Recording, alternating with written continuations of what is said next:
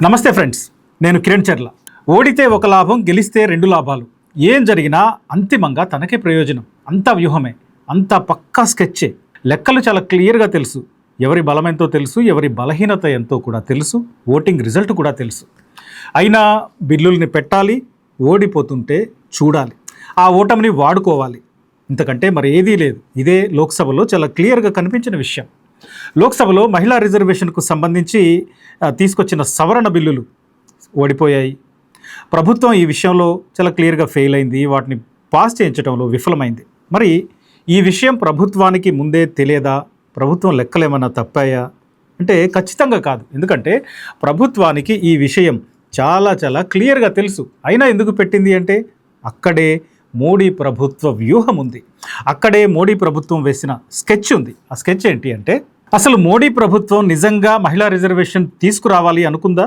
ఆ విషయంలో చిత్తశుద్ధి ఉందా అంటే ఖచ్చితంగా లేదు అనే చెప్పాలి. ఎందుకంటే అసలు మహిళా రిజర్వేషన్కి అడ్డంకి ఏంటి?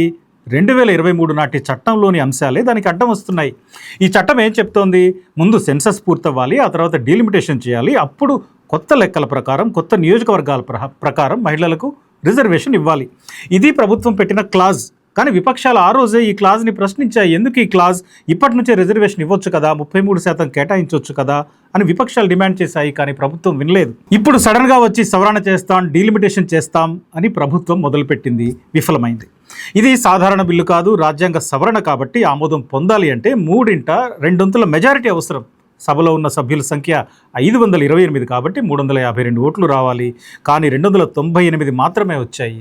సో బిల్లు ఫెయిల్ అయింది.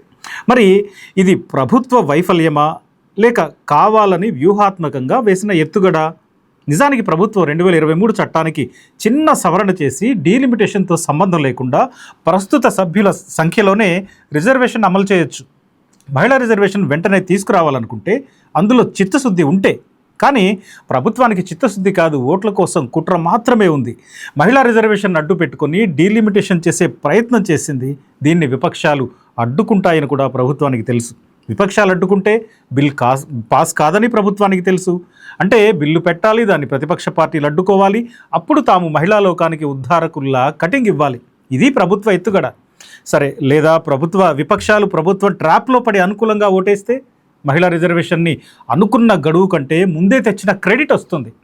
అదే సమయంలో డీలిమిటేషన్ కూడా జరుగుతుంది. కాబట్టి తమకు బలం ఉన్న ఉత్తరాది రాష్ట్రాల్లో సీట్లు పెరుగుతాయి, దక్షిణాది వీక్ అవుతుంది. అంటే గెలిచినా ఓడినా తమకే ప్రయోజనం. ఇది మోడీ అమిత్ షా వ్యూహం. ఈ వ్యూహంతోనే పార్లమెంట్లో బిల్లులు పెట్టారు. విపక్షాలను దేశం ముందు దోషుల్లా నిలబెట్టాలని చూశారు. విపక్షాలను మహిళా రిజర్వేషన్కు అడ్డంకిలా నిలబెట్టాలని ప్రయత్నించారు. కానీ ప్రజలకు వాస్తవాలు తెలుసు. అసలు మహిళా రిజర్వేషన్ ప్రభుత్వానికి ఉన్న ఎజెండా కాదు అని దాన్ని అడ్డు పెట్టుకొని డీలిమిటేషన్తో తమ సొంత ప్రయోజనాలు నెరవేర్చుకునే కుట్ర మాత్రమే చేసిందని ప్రజలకు తెలుసు. అసలు మహిళా రిజర్వేషన్ తొందరగా అమలు చేయాలి అనుకుంటే అడ్డెవరు? దేశమంతా సపోర్ట్ చేస్తోంది, సభ మొత్తం సపోర్ట్ చేస్తోంది. ఇప్పుడున్న సభలోనే, ఇప్పుడున్న సంఖ్యలోనే అమలు చేయమని అన్ని పక్షాలు చెప్తున్నాయి కదా, సపోర్ట్ చేస్తామని చెప్తున్నాయి కదా. మరి అట్లాంటప్పుడు ప్రభుత్వానికి నిజంగా మహిళా రిజర్వేషన్ తెచ్చే ఉద్దేశమే ఉంటే 2023 చట్టానికి సవరణ చేయొచ్చు, సెన్సస్ డీలిమిటేషన్ల అంకె తీసేయొచ్చు, డీలిమిటేషన్ లేకుండా ప్రస్తుతం ఉన్న సభలోనే అమలు చేయవచ్చు. కానీ ఆ పని చేయకుండా పేపర్లో వ్యాసాలు రాశారు, సోషల్ మీడియా ప్రచారాలు చేసుకున్నారు, సభలో గంభీరంగా ప్రసంగాలు చేశారు, మహిళాభ్యున్నతికి తామే ఛాంపియన్స్ అని చెప్పుకున్నారు. చివరికి బట్టకాల్చి విపక్షాల మొహం మీద పడేసే ప్రయత్నం చేశారు తప్ప మహిళలకు చేసింది ఏం లేదు. ఒక మాటలో చెప్పాలంటే ఇదంతా ప్రభుత్వం చేసిన డ్రామా, అంతకంటే వేరే ఏదీ లేదు. లేకపోతే అక్కడ ఎన్నికలు జరుగుతుంటే ఇక్కడ లోక్సభ నిర్వహిస్తారా? ఏం కొంపలు మునుగుతాయి? ఒక నెల రోజులు ఆగితే ఎవరైనా కాదంటారా? ఇప్పుడు 2 రాష్ట్రాల ఎన్నికల్లో చూసారా తృణమూల్ ఏం చేసిందో, డిఎంకే ఎలా అడ్డుపడిందో అని మహిళల ముందు మొసలి కన్నీళ్లు పెట్టుకోవాలి, మహిళల ఓట్లు పొందాలి. ఇదే కదా మోడీ సర్కార్ వ్యూహం. డీలిమిటేషన్ 2011 జనాభా లెక్కల ప్రకారమే అన్యాయమైనప్పుడు 2026 ప్రకారం మరింత అన్యాయం అవుతుంది కదా. మరి ఈ లెక్కన డీలిమిటేషన్కి దక్షిణాది రాష్ట్రాలు ఇప్పుడే కాదు ఫ్యూచర్లో కూడా అంగీకరించే అవకాశం లేదు. సెన్సస్ ఆధారంగా డీలిమిటేషన్ అంగీకరించే సిచ్యువేషన్ ఇప్పుడు లేదు, మళ్ళీ ఫ్రీ చేయవలసిందే.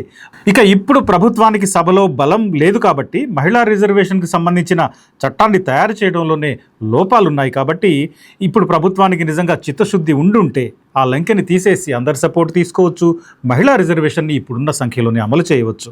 అప్పుడే మోడీ ప్రభుత్వ చిత్తశుద్ధి బయటపడుతుంది. కానీ మోడీ ప్రభుత్వానికి మహిళలపై ప్రేమ లేదు, అధికారంపై ఉంది. మోడీ ప్రభుత్వానికి జనంపై ప్రేమ లేదు, కానీ మళ్ళీ గెలవాలి అనే వ్యూహం ఉంది. అందుకే మహిళా రిజర్వేషన్ని సమయం సందర్భం లేకుండా ఇప్పుడు సవరణ అంటూ తెరపైకి తీసుకొచ్చి అది ఓడిపోయేలా చేసి రాష్ట్రాల ఎన్నికల్లో మహిళల ఓట్లు పొందాలని చూసింది. కానీ పొరపాటున బిల్లు పాస్ అయి ఉంటే అప్పుడు 2 లాభాలు వచ్చిండేవి. ఒకటి, మహిళలకు మేలు చేసిన ఇమేజ్. 2, డీలిమిటేషన్ ద్వారా తనకు బలం ఉన్న చోట సీట్లు పెరిగి ఉండేవి. కానీ దేశ ప్రజలకు చాలా క్లియర్గా తెలుసు, చిత్తశుద్ధితో చేసే ప్రయత్నాలకు, సొంత ఎజెండాతో చేసే పనికి మాలిన రాజకీయాలకు తేడా తెలుసు. ముఖ్యంగా మహిళా లోకానికి తమకు మేలు చేసే పేరుతో మభ్యపెడుతున్నదెవరో మరీ స్పష్టంగా తెలుసు.